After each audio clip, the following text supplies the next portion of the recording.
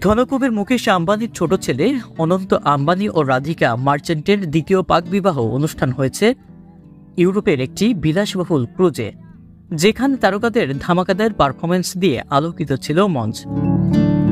Perform করেছেন মার্কিন নায়িকা কেটি পেরি। এজন্য তিনি নিয়েছেন $40 লাখ এবং 46,92,00,000-এরও বেশি টাকা।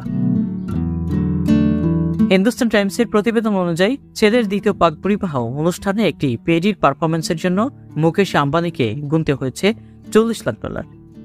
কেটির পারফরমেন্সের সময় 800 অতিথি উপস্থিত ছিলেন। এর আগে সেখানে পারফর্ম করেছেন ব্যাকস্ট্রিট বয়েজ। কেটি পেরির পারফরমেন্সের ভিডিও ইতিমধ্যেই সোশ্যাল ভাইরাল। নেটিজেনরা খুশি সেই ভিডিও দেখে একজন লিখেছেন, কেটি পেরিকে পারফর্ম করতে দেখে দারুণ লাগছে, মা হওয়ার পরেও একই রকম সুন্দর আছেন গায়িকা। অনেকে প্রশংসা করেছেন গায়িকার মেটালিক ড্রেসের। জামনগরের পাকবিবাহ অনুষ্ঠানের মতোই তাবর সেলিব্রিটিরাও উপস্থিত ছিলেন এই দ্বিতীয় পাকবিবাহ অনুষ্ঠানে। অন্তরাধিকার ক্রুজ ফেস্টিভ্যাল ছিল একটি গ্র্যান্ড অ্যাফেয়ার। শাহরুখ খান, সালমান খান, আলিয়া ভাট, রণবীর কাপুর, রণবীর সিং, সারা আলী খান, অন্যান্য পার্টে MS ধোনি সহ একাধিক তারকা অতিথি উপস্থিত ছিলেন এই অনুষ্ঠানে।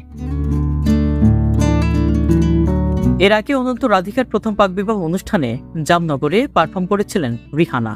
তিনি এই অনুষ্ঠানে গানে গাওয়ার জন্য নিয়েছিলেন $44 কোটি। দেশ দেশান্তর 24 আন্তর্জাতিক ডেস্ক।